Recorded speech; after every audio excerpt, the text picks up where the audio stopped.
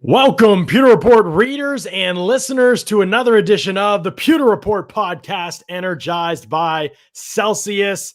We are back with the Bucs draft recap, and I am John Ledyard of PewterReport.com. Along with me, Scott Reynolds, also of PewterReport.com. And it's good to be back on a Monday after all those days of draft shows, Scott, and 8.5 hours on Saturday for day 3 of the NFL draft. It was awesome. It was a bunch of fun, and we missed y'all, though, and we're glad to be back with you on a Victory Monday recapping this Bucs draft class. Yeah, it was certainly a fantastic weekend when you look at the fact that we had close to 20,000 cumulative viewers for our draft show. Yeah. And that's just on YouTube. There was many more on Facebook and Twitter, and really want to thank everybody for tuning in. It was an absolute blast to be with you guys for 3 days, and your numbers, you guys really represented it. We really appreciate all of the traffic. We gained a lot of new subscribers on our YouTube channel. If you haven't subscribed to Pewter Report's YouTube channel, please do so. It's really easy. All you got to do is go to our YouTube page and just click on Pewter Report TV, hit that subscribe button, and we greatly appreciate the support. And while you're at it, if you want to follow us on social media, you can do so as well. We gained, probably another 100 or so Twitter followers just over the weekend at Pewter Report. You can also follow us on Facebook and Instagram as well. Those were our 3 main social media channels, aside from YouTube. Right. And today we're going to recap the draft class a little bit. Some new thoughts. We've dug in a little bit more. I've watched some Kyle Trask, and there'll be a call him out up, and it'll have like a breakdown of Kyle Trask. We'll be able to have some insights into him and his game. But yeah, we'll break all that down, and we're also going to dive into the undrafted free agent class. Take a look at some of those guys. We didn't get to really talk about them on Saturday because there was so much up in the air still. We mentioned a few names, but Bucs didn't really add their free agent class until an hour or two after the draft that was announced for most of them. So we'll take a look at a couple that I think have a chance, outside chance, even on a roster like this, maybe of making the roster. And it's all going to be brought to you by our friends over at Celsius.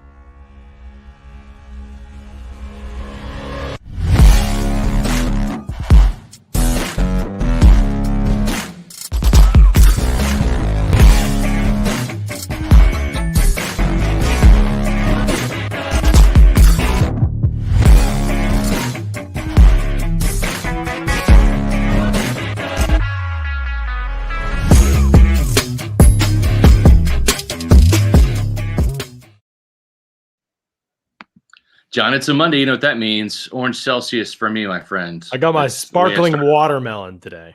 Oh, you went with watermelon. Okay, yeah. That's Ashley's favorite. And changing it up. It's a good flavor. Not in my top 5, but orange number 1 still and always. I love it because, and you know what? Here's the crazy thing. I've actually stopped drinking coffee, not every day. I'll get a couple cups in during the week, but it's not the daily routine that it used to be. And I start my mornings off with the Celsius now, and just find that it's working better for me. At age 49 gives me that jolt of energy, and the best part about it, John, no sugar crash. You know why? Because there's no preservatives, no sugar in Celsius. And if you want to find out where to find watermelon or orange or your favorite flavors, or if you don't have a favorite flavor yet, if you haven't tried it, go to Celsius.com, click on their store locator, type in your address, and all of those locations, from convenience stores to health and nutrition stores to some of the bigger chains like Target, et cetera, they'll pop up around you, and you can find out exactly where to try Celsius. Then once you like certain flavors, and you probably like them all, but if you have certain favorites, you can go to PewterReport.com. When you're reading your Bucs news, check out those Celsius banners, click on them. They'll take you to Amazon, where you can buy them in bulk and save a lot of money. Absolutely. It's I had to tell Matt the other day, one of their guys there, he was like, tell us if you don't like any of the flavors, just let us know. And I was like, I will tell you, but I really haven't found one I don't like yet. So not blowing smoke there. There's some good stuff for sure. All right, let's get to the super chats. We've already got one. William Butler, $4.99 super chat. William, we really appreciate that, and appreciate all the super chats over this past weekend that y'all brought in. KJ Wright and Melvin Ingram still out there, fellas. Yeah, Justin Houston's still out there. Trying to think, there's a couple out there. So there are veteran pass rushers for sure, if people need one. And KJ Wright, I really think he's going to be back in Seattle. I'm surprised that hasn't happened yet. I actually thought that had happened. So we'll see what happens with him. But definitely some players out there, but there's not much room on this Bucs roster, No. Scott. So much so that we almost were like, I don't know if we even talk about the undrafted free agents, but I looked at the undrafted free agent class, and here's the group, Scott. South Carolina offensive lineman Sedarius Hutcherson. And I'll talk about him in a minute because I think he's the one with the best shot to make it. Mm-hmm. Cincinnati D lineman Elijah Ponder. Florida Atlantic edge rusher Leighton McCarthy. Iowa State safety Lawrence White. Stony Brook safety Augie Contressa, who he said was not even in Dane Brugler's draft guide of like 670 some people. And who else? A kicker, Josh Borgelis. So he's it's his chance to contend for a job on tape that will show up somewhere else. Navy defensive back Cameron Kinley. Florida Atlantic, another Florida Atlantic. No, maybe not. I don't know what that school even is. FAMU. What's that? That's Florida A&M University. Florida A&M University. Yeah, that's a good call. Yeah. Calvin Ashley, who I think was an Auburn player for a while. And then West Virginia wide receiver TJ Simmons. So, yes, the odds are long that any of these guys make this roster for sure. I mean, any undrafted free agent, but especially this year on the Bucs, it'd be pretty tricky. Focus mostly on the safeties and the offensive linemen here. I think Sedarius Hutcherson might have a tiny bit of a shot. Here's why, Scott. Okay, I'm going to make my case for Sedarius Hutcherson. Okay. Multiple games at multiple spots in the offensive line. 16 games at left guard, 12 games at right guard, 11 at left tackle. So right now he's got the experience. He was a team captain. So he's plenty of playing time. He started for about 3.5 years for South Carolina. So he's very and he tested pretty well too. Honestly, his testing was good at 6'3", 321. He tested well athletically, and he had pretty good jumps. Put up 35 on the bench. That's 35, pretty good. Scott. That's pretty good. So the physical stuff is there. I think a lot of the athletic stuff is there with him. What Dane had to say about him was interesting to me. He battles balance issues that'll be highlighted against NFL quickness, but he has the grown man strength and competitive temperament to move bodies in the run game. So what I look for when I'm talking about late round guys that are going to be last guy on the roster, it's versatility on the offensive line, physicality, and play strength. If you have those three things, even if you are bad, you can make it if you have those three things. So what I saw from him when I was watching South Carolina live over the last couple seasons, and they had a couple other guys. I always note Sedarius Hutcherson when I was playing. He will get after people for sure. So I'm intrigued by him. I don't know about anybody else on the list. Somebody mentions Calvin Ashley was a 5-star high school recruit. If he can get his stuff together, he could make the roster.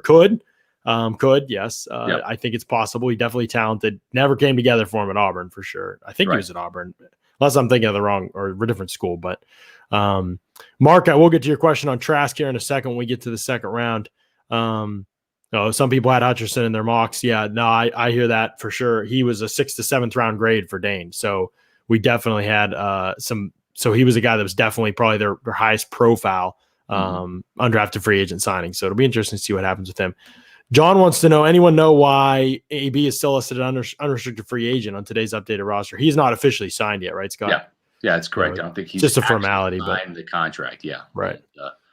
But yeah, I mean, he's back. Right. So I wouldn't read too much into that other than that. And the interesting thing is when you look at you mentioned the offensive line, you look at a guy like Donnell Stanley, who was just signed, a rookie out of South Carolina. Yeah. Prior to the draft, he has yet to play in the league, and then even a guy that made the team last year and didn't really have an opportunity for playing time. Actually, a couple guys, Nick Leverett and John Molchan out of Boise State. Those are players that really don't have a huge advantage over some of these undrafted free agents because all they've been able to do is practice. And that was just in a very truncated training camp. And let's not forget that without a preseason, most of the Bucs' attention was getting ready for New Orleans in week 1. You had Tom Brady, who needed a bunch of reps to get familiar with the offense, with his pass catchers. And so there was even fewer opportunities, fewer training camp reps for those players. Without a preseason, you can have some of these undrafted free agents come in at a couple of positions. And trust me, the Buccaneers were not a popular destination for undrafted free agents because this roster is so loaded. We're talking about maybe some of these draft picks not making the team this year. And so it was tough for the Bucs to sign a couple of these guys, but there'll probably be one, maybe two spots behind some of these veterans on the offensive line. They do need a backup center, whether that's going to be Robert Hainesy, whether that's going to be Donnell Stanley. Probably Hainesy will get the first crack at it, and the benefit of the doubt being the third round pick. But guys like Leverett and Mulchin, they've got a little bit of an advantage, but because they didn't have a preseason to play in and get a bunch of live game reps, some of these offensive linemen that are coming in might have a chance to steal a roster spot. Right. Yeah, no, it's a good point. I think that especially that position group, and that's why Hutchinson stood out to me, because I'm like, well, okay, you've got Stinny, Wells, and Hainesy that are locked, but beating out Mulchin's not a crazy guess. Right. You know what I mean? That's not like a shot in the. So anyway, I think that there's a possibility that we could get there with him on the offensive line, and he could be the one guy that makes. I don't see a possibility with anybody, and I will see him play. I haven't watched him. I just read up on him. It was kind of like doing, and I was like, I don't know if any of these other guys can make it. It's going to be tough. This is a pretty good roster, obviously. All right, we got lots of questions coming in. William Butler wants to know Edelman to the Bucs. Didn't Edelman retire?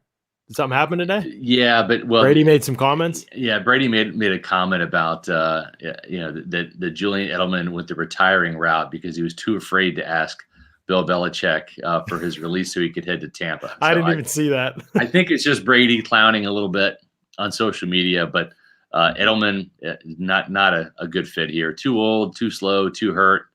And also, they have like 15 receivers in Tampa Bay. Just the depth is crazy. I mean, if they hadn't re-signed Antonio Brown or drafted Jalen Darden, who this team is very, very high on, they traded up in the fourth round to get him. Yeah. I just don't see any way, shape, or form that he is a Buccaneer, unless it's like a mid-season thing where there's a rash of injuries, and Tom calls him up and says, "Hey, bro, I need you down here." Right.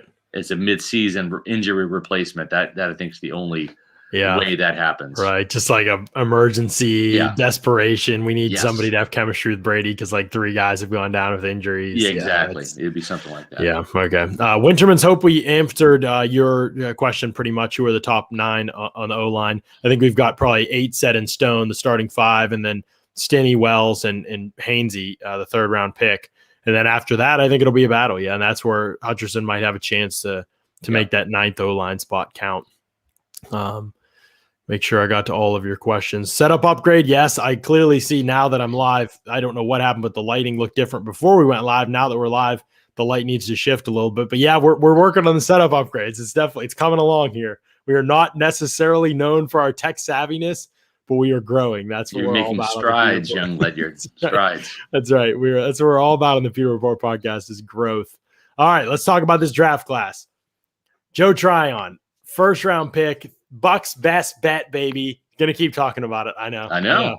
Might get obnoxious for some of y'all, but it's not easy to hit that 32nd pick, baby, especially in a year like this one. So we're excited about Joe Tryon coming to the Bucs. What I saw when I watched on tape and I wrote it, you can go over to pewterreport.com and you can search Joe Tryon, and you'll see some of all of our recent articles on him. Actually, I think even if you go to our like pick tracker for the Bucs, you'll see the articles on him under there, and you can kind of go ahead and read about Joe Tryon. And you can read about his little his kind of like skill set and what he needs to work on. There are details in his game that need to be polished, I think. But he is a very good athlete. He's very physical. He's long. He's got a lot of traits working for him. If he had to go to a full-time role right away, I would feel a little bit hesitant. Given the fact that he does not, I feel a lot better about the pick given the situation that he's landing in. Scott, I think it could end up being really ideal for him in the end if he's able to clean up some of those details right now that are lacking. Yeah, I think so. I think you nailed it there. The one thing that I'll add about Tryon is this is a player that we were on pretty early. I want to say it was our second mock draft. We had him going to the Bucs in the second round, Levi Onwuzurike in the first. Then we got some intel like, nope, let's flip those guys. Tryon's going to go before Onwuzurike, and that was certainly the case. And so this was a player that it was easy to put in as our Bucs best bet, and we didn't really have much of a debate, John, when we put him in the mock at number 32. We just felt really good about him coming to the Bucs, and did an article on Friday right before the draft, tailored the tape between he and Jason Pierre-Paul. So if you missed it, go back and read that article, tailor the tape. it lists the production of Jason Pierre-Paul coming out of his 1 year at USF and essentially Tryon's 1 year as a full-time starter at Washington. Jason Pierre-Paul had 6.5 sacks. Tryon had 8. They're both 6'5". Jason Pierre-Paul came out at 270. This kid's at 260.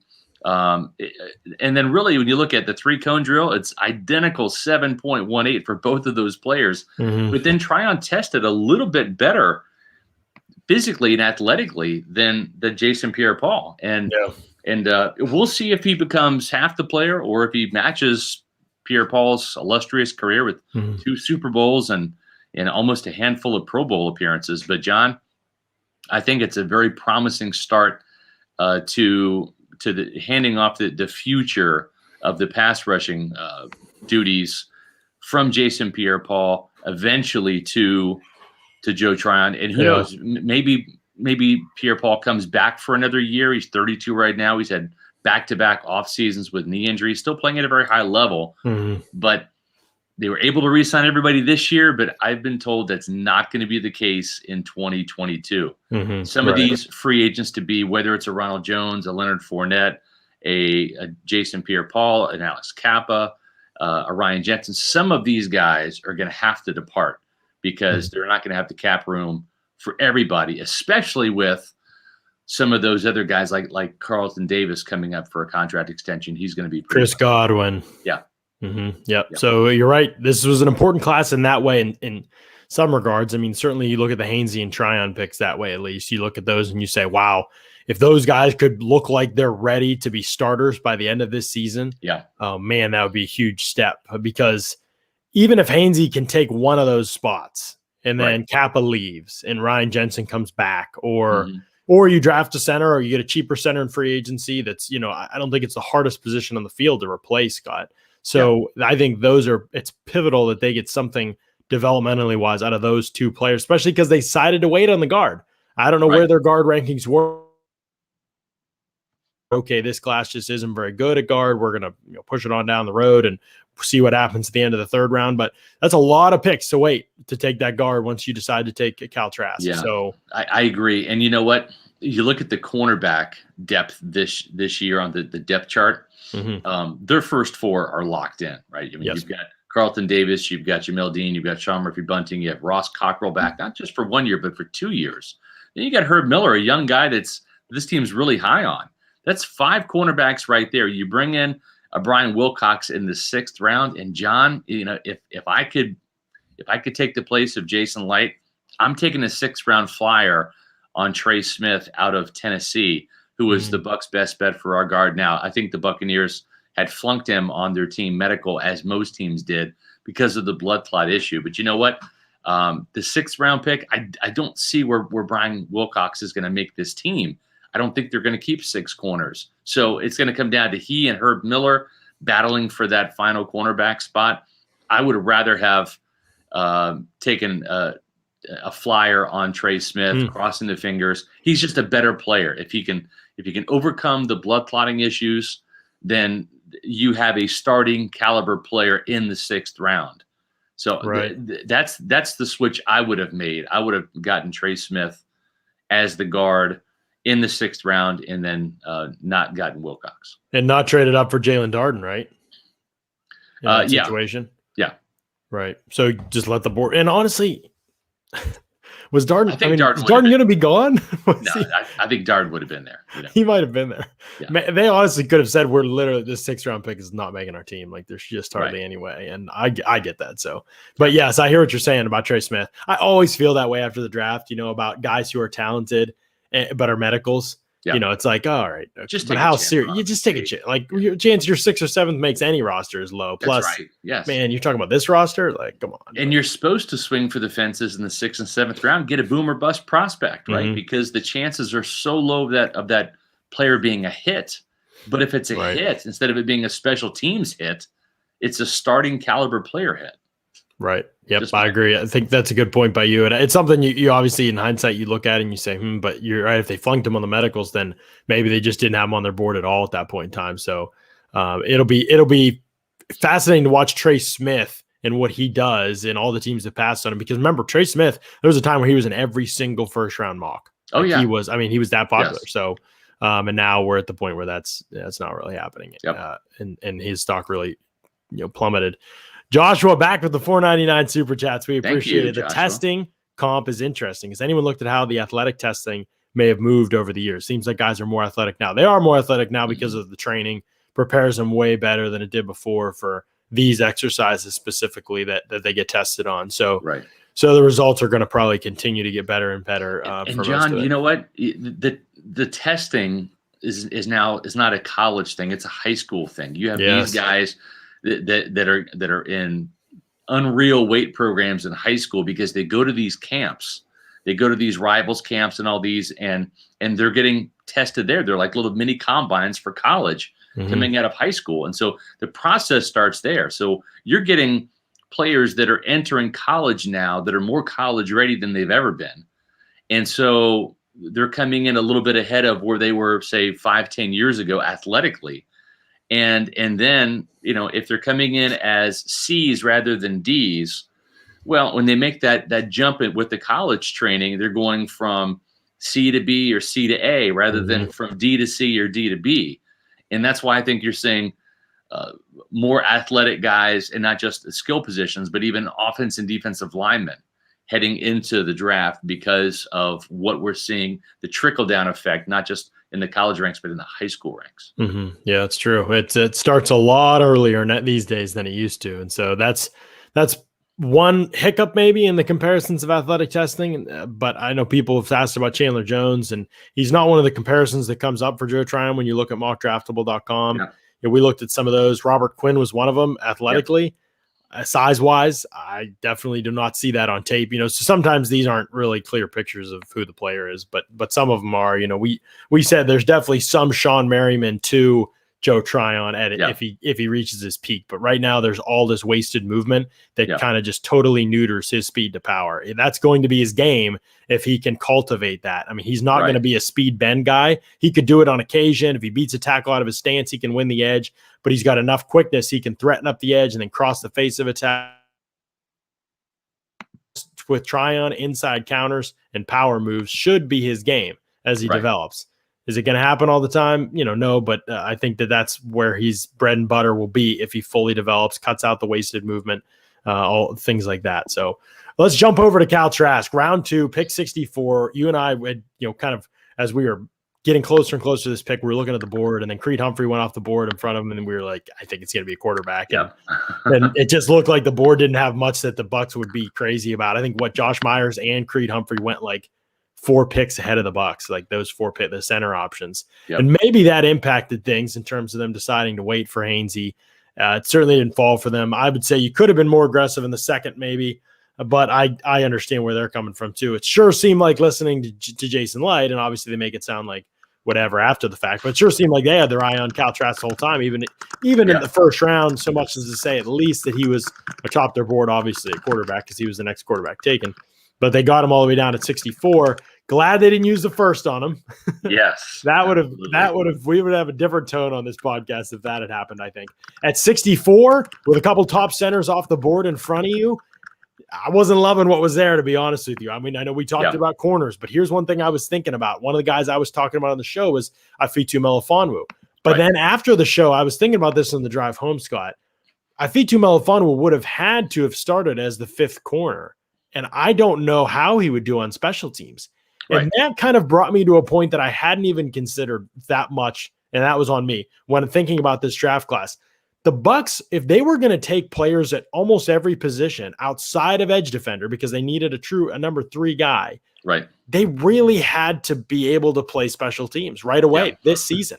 They literally have holes. Like they don't even have people to play in those roles. And if Afitu Melifonwu could be a great corner project, but if he can't play special teams and that's not a desire, you didn't get that feeling watching him, like whatever it is, then you can't draft him like that. I know that sounds ridiculous to people, but it sounds ridiculous because you've never seen a roster like this one going into the draft. Like it was that they couldn't do it. I mean, Ross Cockrell's not going to be that kind of special team player for you.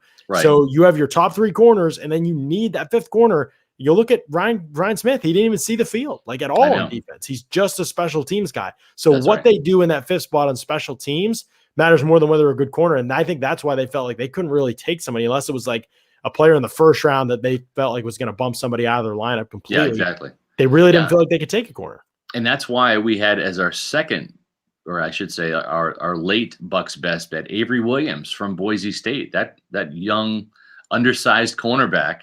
They went to the Falcons, much to my chagrin, but he's strictly a special teams corner. He's not really a fit, certainly in Tampa Bay's defense, being 5'8", but that was kind of the thinking there.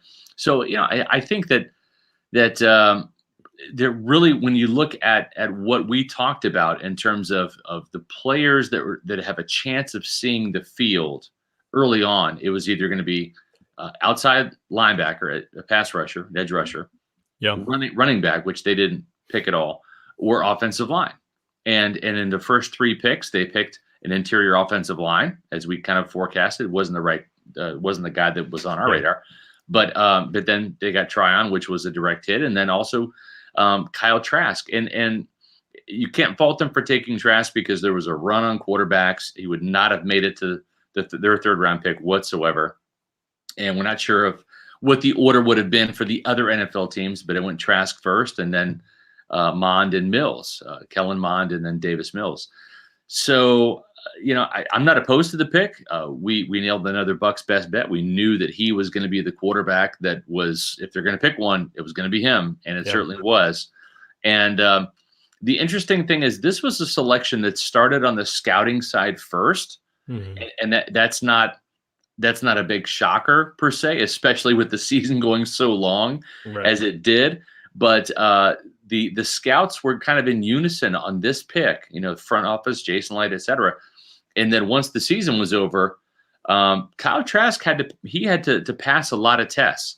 Bruce Arians, the quarterback whisperer, Byron Leftwich, former NFL quarterback, the offensive coordinator, Clyde Christensen, longtime quarterbacks coach in this league, and then Tom Moore, the venerable offensive assistant who knows more about football than even Bruce Arians.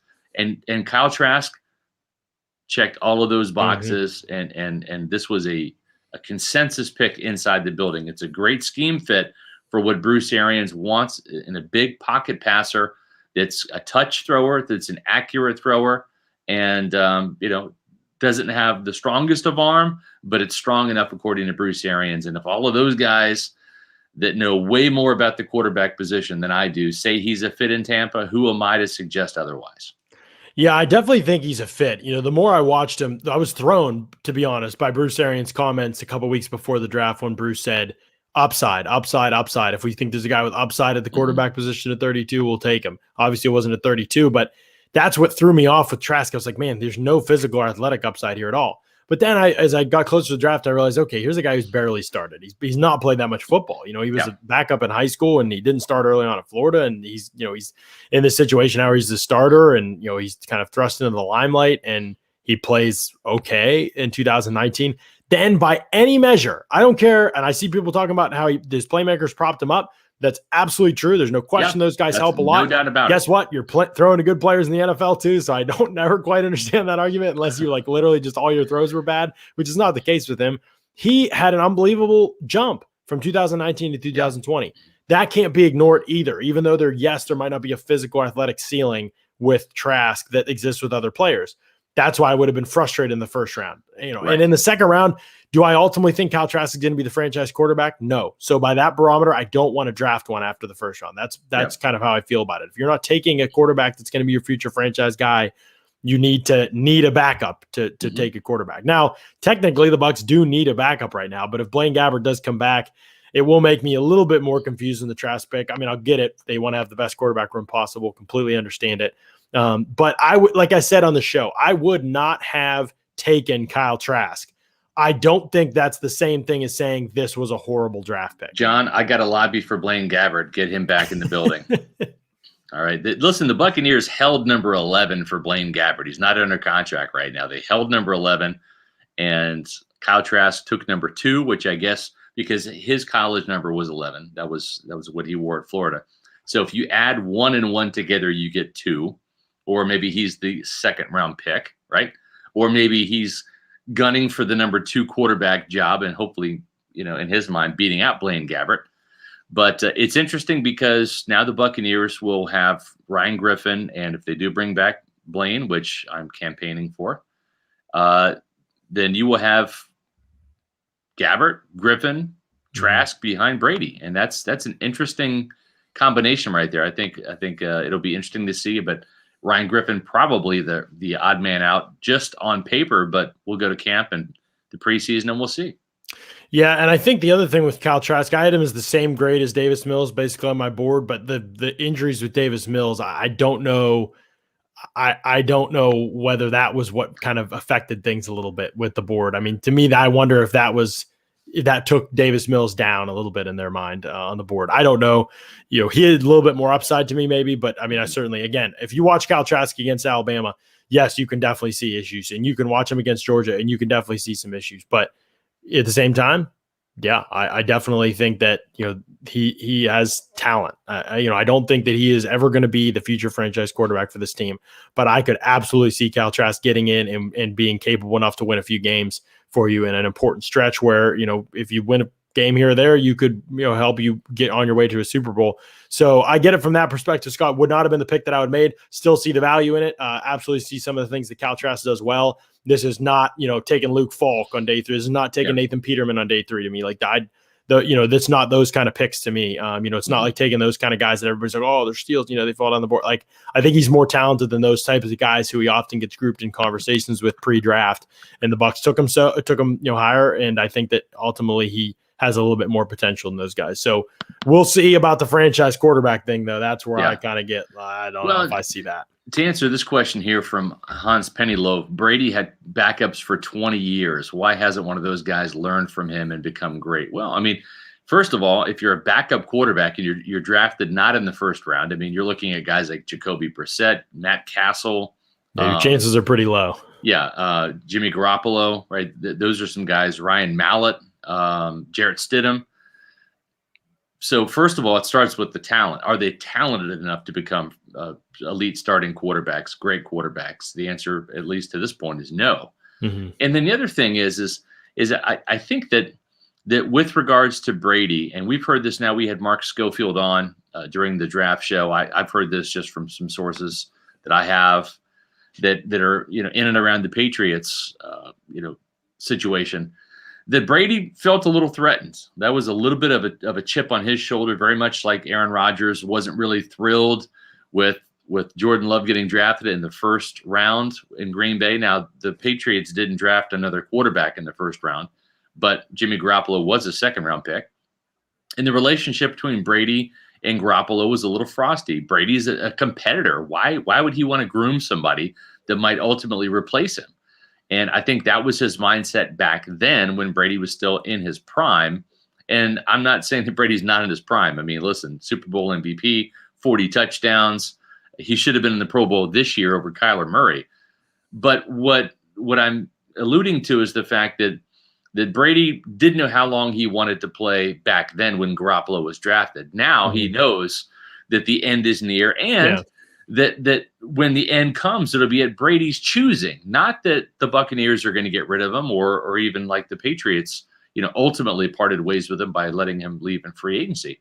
Mm-hmm. So I think that there will be a little bit more mentoring with Kyle Trask than there was with any Patriots quarterback in the future, in the past, because Trask is the future and Brady is the present.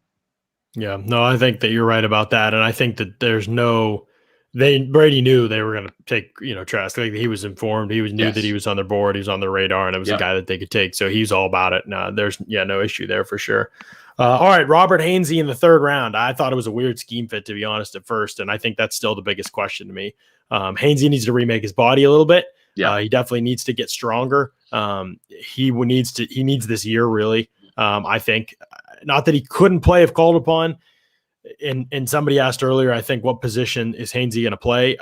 Jason Light mentioned him being a potential 4-position guy for them, everywhere but left tackle, probably. I think I would be surprised if we see him in right tackle in a game, unless it's a desperation situation. I think he's going to be Josh Wells there. If something happens to Tristan Wirfs, you see Wells there first. Right, and you might honestly see Kappa outside before you see Robert Hainesy. Now, I think Hainesy has real potential because he is a good athlete and he gets after people. Smart, tough, very physical. I mean, if you watch him on tape, he has to finish every single play. Like, he just chases guys all over the place so that he can get one last hit on him. So he's the right mentality, but he needs work. Yeah, I think he needs some work and he needs some time. I don't mind the pick because this year you can take a guy that you think has good development, but it's going to test him, right? Like, I mean, they got Alex Kappa from a very raw spot to being a really good starter this past year, and they've done that with a couple guys now. They've gotten Donovan Smith better every single year, and so I'm not counting him out for sure. Bucs have done a good job with this. I think that it's going to take some time for Hainesy. It's interesting because, right, we always sit there and say offensive linemen aren't the sexiest of picks, right? Yeah. Sometimes they're sexy. Tristan Wirfs was sexy last year. That's true. I was excited. That's a good point. When they got Tristan Wirfs. And I think a lot of Buccaneer fans were too, because there was a big glaring need at right tackle after DeMar Dotson, wasn't brought back. But this is not that sexy of a pick. If I'm going to be skeptical about one of them, it's going to be about the Hainesy pick. I'm a defensive guy.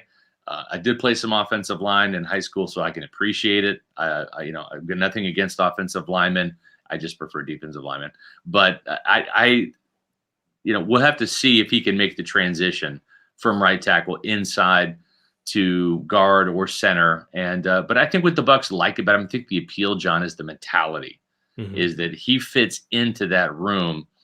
And from a scheme fit standpoint, we'll see. From a physique standpoint, we'll see. I think, like you said, he's got some work to do in the weight room. But from a mentality standpoint, I think that he's a pretty good fit. So the jury's still out on that selection for me. You can criticize it as a third round pick, but it's really a fourth round pick. It's the last pick in the third round. Yeah, before so the comp it's picks. right before the comp picks. Yeah, so I mean, it's a shot, and they're taking a shot on a guy they believe has the traits, the mentality, the upside, those kind of things. So we'll see. Again, I'm not saying I had like a bunch of guys over him on my board. I just think it's going to be a project. I don't think that you're going to get early contributions from Robert Hainesy this season. That would be. It would be so. It might be so. Aaron Stinney and Josh Wells be ready to go. That's and hopefully John Molshan be ready to go, because this is your second year and you had a pro-ready body in a lot of ways. You impressed them early on, so And I'll tell you what, Stinney got a lot of confidence in the playoffs and the Super Bowl. He filled in admirably. Only gave up one sack. That was against the Packers, but I thought he played really well. The team's excited about the competition. I think it's Kappa's job to lose right now, but Stinney's going to give him a hell of a run for his money in training camp in the preseason, because both those guys are in a contract year. Absolutely. So it's going to be something to monitor, is the Aaron Stinney situation, because I think it's a big reason we can get a developmental guy, because they feel like Stinney can be that top backup this year. So a luxury to have for sure, and a reason why he was a priority to bring back. Do want to remind everybody about Locker Room. Locker Room is a social audio app that is changing the way we talk sports. It's the only place for live audio conversations about the takes, rumors, news, and teams that you care about. React to sports news as it happens. Gather all your friends and watch parties for the biggest games. Rep your favorite teams and find your community. Better sports talk is just a tap away. Download on the Apple App Store and join the conversation. Josh Allen and I will be doing a Locker Room this week, talking about the Bucs draft a little bit, going in depth on some of this stuff, getting into the nitty gritty a little bit, maybe even peek ahead to 2022 and give you some names to think about for the Bucs at a couple key positions. But yeah, they will be fun to be on there. So if you have the ability, download Locker Room and follow Pewter Report on there. We have lots of really good, fun conversations. You can jump in, ask questions. I know a lot of people in the chat here jump into those. We had a great Q&A right before the draft, like that right before the first round while I was driving to Scott's house for the show. We had like an hour-long Locker Room, so it was good stuff. So download Locker Room, follow Pewter Report, and let's have some fun. This week we'll definitely be on. I think tomorrow night should be on for one. All right, let's talk about Jalen Darden. Traded up in the fourth. Gave up that 6th round pick to go get Jalen Darden, diminutive wide receiver from North Texas, who is going to be the return guy. I mean, that is I thought about this the other day, Scott, and I said, you have 5 receivers that are locked onto this team. Chris Godwin, Antonio Brown, Mike Evans, Scotty Miller, and Tyler Johnson are not going anywhere. Those guys are on the roster. So if you're going to be the 6th guy and they're only keeping 6, if they're only keeping 6, he has to win the return job. And I'm definitely not saying that Jalen Darden won't win the return job or anything like that. I'm just saying you traded up in the 4th round for a guy that needs to win the return job to make the roster.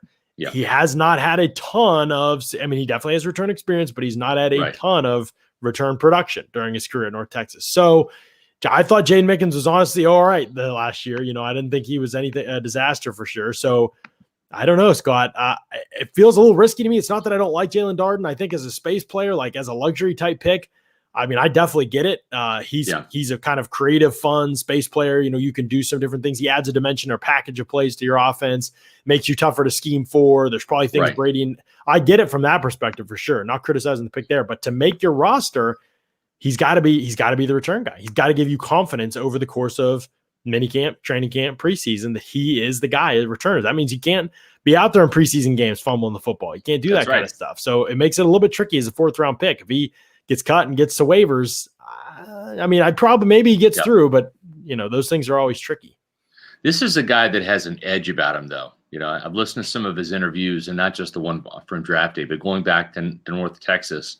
Mm-hmm. And this is a very supremely confident player, not a cocky player, though, just really believes in himself. And he plays with an edge. He plays bigger than his smallish frame. I think he's 5'8", 174 pounds, but he played big at North Texas. And listen, you could knock him for the competition. I mean, there were some games where he just destroyed certain schools. Like he had 13 catches for 244 yards and 3 touchdowns, averaging 18.8 yards per catch against Charlotte. The next week, 10 catches, 204 yards in a touchdown, averaging 20.4 yards per catch against Middle Tennessee State. He ended the season with over 16 catches, with actually 16 catches for 308 yards and a combined 7 touchdowns in the 2 games against Louisiana Tech and Texas El Paso. Okay, but listen, he went to North Texas. Those are the schools on the schedule. He can't do anything about that. So he did have some pretty decent performances against some other schools. 8 catches, 43 yards against Houston. You know, that's not really going to move the needle too much. But against Arkansas, 5 catches, 87 yards. That was a 17.4 yard average. And he also had a game against California. 2 catches, 75 yards, including a big touchdown bomb, 37.5 yard average. When you look at the production, 19 touchdown catches last year, and he became North Texas's all-time leading receiver. 74 catches, 1,190 yards in only 9 games, John. That's pretty impressive. You look at 9 games with 2 touchdowns or more, including 5 with 3 touchdowns or more, and 9 100-yard games. This is a guy that is used to being the man, and he's not going to be the man in Tampa.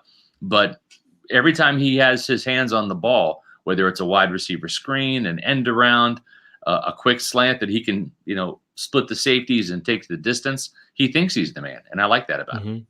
Yeah, for sure. I am, like I said, I'd love to see the offensive packages. I like the fact that they're aiming for creativity. The Bucs have not been necessarily known for creativity in their offense, but toward the end of the year, you saw that start to evolve. You know, the screen game, lots of different things were happening. I remember the Packers game, a couple of orbit motions with Scotty Miller, and then their return motion, and they're throwing it backside to Gronk. So that intrigues me because when you get players that are good in space with the ball in their hands, it's definitely something the Bucs. It's not what they typically have prioritized in their receiver group. Their receiver room. Bruce, I don't think he's Dexter Jackson Volume 2.0. Dexter Jackson, not the Super Bowl MVP free safety. We're talking about the Appalachian State second round pick. I think the biggest thing is this guy has toughness and an edge about him. You could say Dexter Jackson lacked a lot of intestinal fortitude. I'll leave it at that. But this he's a tough little nut, and he's hard to crack. And I believe that he's going to win the return job. And I think that he can be a little gadget player. And the thing too is if Scotty Miller, if something happens to him from an injury standpoint, they do have another smaller sized receiver that has the speed to stretch the field. And you go back and look at Bruce Arians' offense, John, out there in Arizona, J.J. Nelson, John Brown, Ryan Swope, right? Those are some guys there. Scotty Miller here in Tampa. Even back in the days in Pittsburgh, Emmanuel Sanders is a player that Bruce Arians compared him to. So he knows receivers pretty well. He coached them with the Steelers for an awful long time. So I'm going to defer to to Bruce Arians, if this is his kind of wide receiver for his offense, then who am I to say otherwise? The most fascinating thing in camp might be now two things I would say. Well, three things really. You want to see Joe Tryon's progress. Absolutely. You want to see Kyle Trask win the QB2 job. You want to see Jalen Darden win the return job, because if he doesn't, Scott, we can talk about all we want about the rest of the stuff, but as well as I do, you need to win that return job if you want to be active, like if you want to be playing, if you want to be out there, if you want to be on the team, those are the things and so, yes, I think he's going to do that. One thing I will say, for as small as he is in the level competition he played against, I would have loved to see a better 40 time than the 4.44 or whatever that he ran. Agreed. And that's sounds absurd, but we are talking about a guy who's literally being drafted for what he does in space. Right. And speed isn't the only thing, but when you're that tiny, it definitely helps to be as fast as humanly possible. He's got great acceleration, good change of direction. I would have loved to see more home run speed from him, but can't have everything. It's fourth rounder. I think the home run speed showed up on tape rather than at the pro day. And Jason Light even said this guy's probably more quick than fast. Mm-hmm. Yes, I think that's a good observation by him. I agree with that, and I'd rather have that for sure. But would love the home run speed if he's going to be a guy that gets 5 touches a game. Touches every other game. I don't know how. Take one to the house, right? Exactly right. Take one of that. Give us a real splash play, and so that's the one thing I would gripe with on that pick.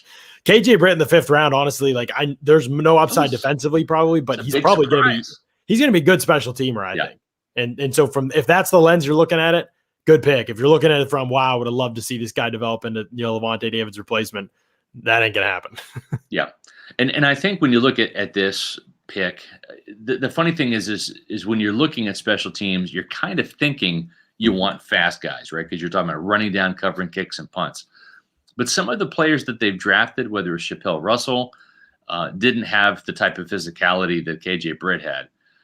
Jack Sitchie was tough, but it came at a price because Sitchie would get hurt on special teams.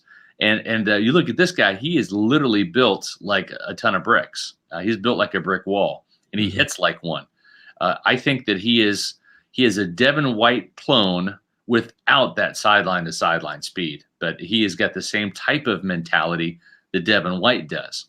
And what I mean by that too is he's better going north than he is south. His pass coverage is not as strong a suit, but he's a pretty decent blitzer, and he's a very good run stuffer. He's more of a throwback thumper type, which kind of caused you and I to be surprised by the pick, John. But yes, but when you look at it, they wanted a very physical player. This guy is an alpha, and they're going to give him a shot to win a roster spot on special teams. And I don't think that he's that far removed from Kevin Minter. Kevin Minter is not the fastest linebacker, but he's very smart. He's a physical player, but Kevin Minter is 31, and I think that this is probably his last year in Tampa. There's still a chance that Britt can make this team if he picks up the defense well and shows that he can command the huddle and do some of the things from a middle linebacker standpoint in the preseason. This team might look at him as not an heir apparent to Levante David, but maybe an heir apparent to Kevin Minter next year on the roster, where he's maybe that number 4 guy this year. Maybe he moves up to number 3 next year. Absolutely. I think that's exactly what that's the ceiling for him, is being their number 3. Again, I think you might always be more exposed. That's a great comp right there. Mason Foster is? That's a good comp for him? I think it's a really good comp. But Mason Foster was asked to start for years, right? Yes, because of the lack of talent in Tampa. Yes. But to his credit, he was a savvy player. He made some plays. He was tough. He did have some physical limitations, but he was always among the league leaders in tackles, right? Wasn't he? It was always like, wow, Mason Foster. I can't believe the Bucs are getting rid of Mason Foster. He's so many tackles. Yeah. But John, here's the thing. If you meet the running back in the hole, you have an opportunity to make a tackle, right? And if you're an inside linebacker in a 3-4 scheme, you're looking at A or B gap. I mean, if you can get to the hole, you've got a chance to make a tackle. And I think that's where Britt's strength is there. But Todd Bowles also playing a lot of, nickel defense where those 2 linebackers have to drop in pass coverage a lot. Yep, that's not his strong suit, right? Yeah, you would need to rescue him on long and late downs, and obviously, I think he could be schemed against at some point if it got to that point. But hey, we're not quite there yet. Right now, and this was the thing that I had to readjust my thinking as we were on the draft show, Scott. They aren't even necessarily thinking about who's going to replace who down the road with these day 3 picks. And maybe that's probably too lofty of an expectation. Instead, they probably were smarter about it and saying, all right, who gives us what we need for 2021 and 2022? Like if you can do that for us, then that's good, because that's our window. And we need special teamers. We need a return guy who might have more potential than what we've got and can create splash plays. If we can win more in that area of the game, that's another advantage for us. We need guys who can run down and kill people on special teams. And that's where the battle between Britt, and we'll skip Chris Wilcox for a second, Britt and Grant Stewart happens, right? Like that, whether we think it's a fair fight or not, because they're very different size-wise. Stewart is a very small linebacker. Britt is kind of this monster linebacker. Neither are particularly athletic, despite Stewart being smaller. Both guys are ultra physical alphas. They'll chase people down. They'll hit people. They'll light people up on tape. But that's going to be Stewart's path, right? He almost, unless they're going to carry 5 off-ball linebackers, which you and I do not think is likely, right, Scott? He's got to beat out Britt for that 4th linebacker spot. Well, they might keep 5, and if they keep, say, 4 safeties, right? If there's going to have some place is going to have to give, but because Britt and Stewart are going to be asked to be special teamers, maybe it costs Tanner Hudson, right, a roster spot as an extra tight end on this team. So I think that I wouldn't rule out both of these inside linebackers making the roster this year, only because of A, special teams, and B, when you look at the fact that Levante David's 31, Kevin Minter's 31, they didn't have a 4th inside linebacker on their roster at all until draft day. You could kind of make a case for it, but it's got to come at the cost of maybe a Justin Watson not making the team as a core special teamer, maybe a back-end safety not making the team as a core special teamer. Last year they kept 5 safeties. Andrew Adams is not on the team. Maybe you've got what's his name? I'm drawing a blank.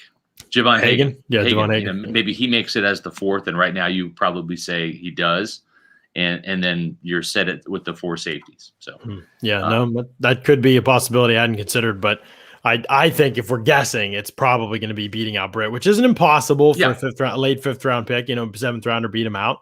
Sure. I think the Bucs will let it be an open competition. I think Britt's going to win, but that's the other thing about Stewart is that we're talking about like all-time short arms for a linebacker. It matters on special teams when you're looking for tackle radius. It just definitely matters. It does. It does. Yeah. And the thing is it's wrapping up bigger guys at this level. I mean, you've got running backs, John, that are 180 pounds at the college level, and you just don't have that at the NFL level. These guys are 205, 210, 220, 225, and up. So that's where that arm length comes into play. Yeah, for sure. It's that, and with Chris Wilcox, it's like the opposite. That's where he's going to have the advantage, I believe, over Herb Miller, where he's just this bigger, longer corner, great athletic numbers. And I think I'm excited personally to have a guy with that kind of upside that we just haven't seen that much of, and that could be maybe something that he hasn't been in college. I like the fact that they targeted those kind of traits and potential with Chris Wilcox in the 7th round. I mean, you're talking about literally near the very end of the draft. So look, just long arm, dude.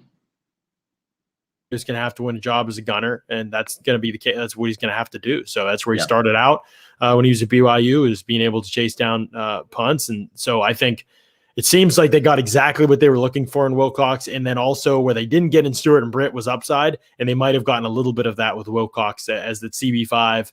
He comes in, he can play gunner, but also like, let's see what he's got at corner. You know what I mean? Like he might have something we haven't seen before, where Britt and Stewart, exactly. I mean, odds of them being anything more than what you saw in college are so slim, but with Wilcox, I think you could have a little something here if you can develop them. Yeah, I think so. And it's going to come down to him beating out Herb Miller. And John, as you mentioned, as much as they might like Herb Miller as a developmental corner with one eye down the road, and maybe he takes that number 4 spot at some point from Ross Cockrell, or maybe he really develops into somebody who's a number 3 corner. Herb Miller comes with good size as well, 6'2", 190. He had the interception in the Detroit game. He's a first-year player out of Florida Atlantic, but how well does he cover kicks? How well does he cover punts? Special teams is key, and when you don't win that starting job or that primary backup role at any position, you got to be able to play special teams. So for Herb Miller and Brian Wilcox, it will come down to how they perform on 4th down rather than 1st, 2nd, or 3rd for them to stick in Tampa. Right. So it's going to be key. Special teams. That was the theme of the draft. Yeah, And by the way, that's right. everybody's saying, oh, I didn't like this draft. There wasn't. And I understand where you're coming from, but you have to be realistic and look at this roster when you say that. Believe me, you'll hear it. I'm here for drafts over the years. When they draft poorly, I'm going to light them up. But this was not a normal year. They are literally looking for special teamers. Sometimes that means taking a player that is worse at their position on the board because they make an impact on special teams. You aren't going to see that probably ever again in Tampa. I mean, I hate to break it to you, but it's very rare to have a roster like this going into a draft. If you feel bad about this draft, go to Buccaneers.com, click on the roster. And tell me where these guys were going to make the team if they were in other positions. The starters. If you feel bad about this draft, just look at the starters.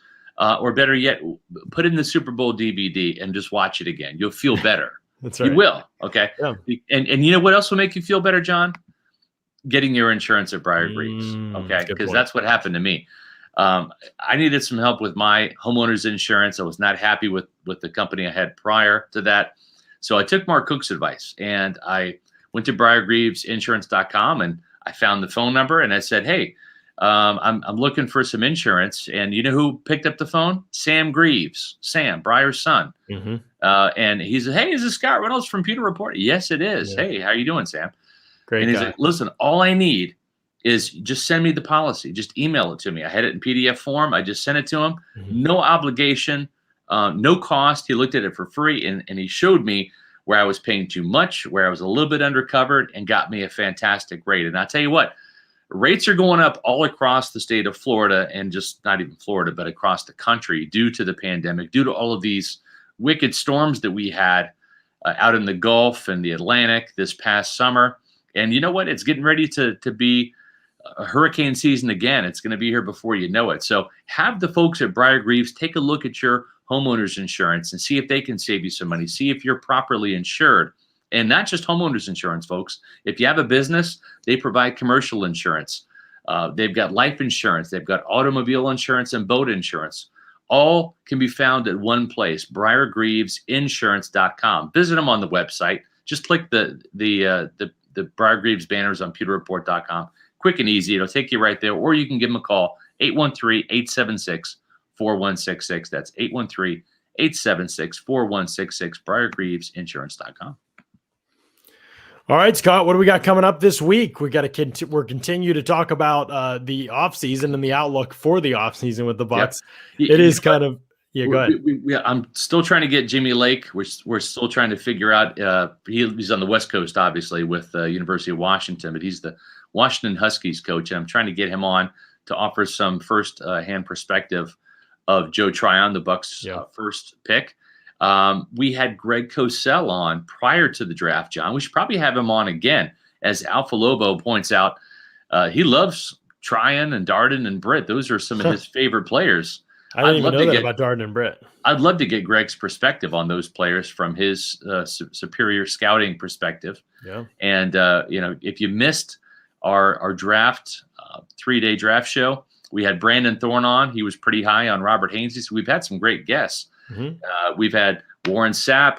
We've had Cameron Brate. We had Scotty Miller live at the Mill for the Pewter Report podcast. We'll have a couple more Buccaneer players also lined up this spring, as well as Bruce Arians. We're going to get Bruce Arians on. His son Jake will also be on at some point in time. So we do have some guests lined up. We're, I think, about 2 weeks away from the Bucs rookie minicamp, and we'll be out there live and offering some coverage of that. Didn't have a chance to do that last year, so it'll be fun to see these draft picks. You know what else is fun too, John, is going over to our friends at Symbol and creating an account.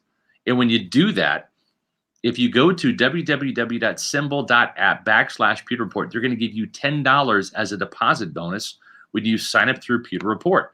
So it's a fantastic way to get involved in fantasy. There's a lot of day traders out there. And you know what? Symbol is the stock market for sports that allows you to trade sports teams like stocks and earn cash payouts when your team wins.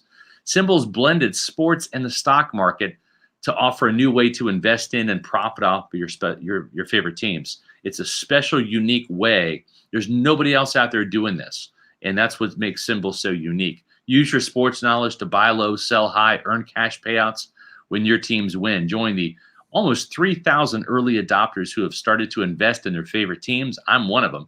The stock market for sports, just a tap away. Create a free account in seconds and start profiting from your sports knowledge. Great stuff from Symbol. All right, Scott, we'll be back tomorrow, 4 p.m. Eastern, and every day this week, Wednesday and Thursday at least at 4 p.m. Eastern, bringing you more on the Bucs, bringing you some great guests and insight from other people and perspectives from around the league and other media on this Bucs draft class and how they project out for this season. And as the summer goes on, we'll take an in-depth look at this roster. We're going to do some fun, creative, cool things with this show. Yes. But we're also going to be looking at the league as a whole, trying to rank position groups and get discussion going and things like that. So got some fun things planned for the summer for sure, and plenty of great guests coming on the Pewter Report podcast. So for everybody that jumped in the chat and listened to the Bucs draft recap, we appreciate y'all. Thank y'all for the super chats, and we'll catch you again next time on another edition of the Pewter Report podcast. Out.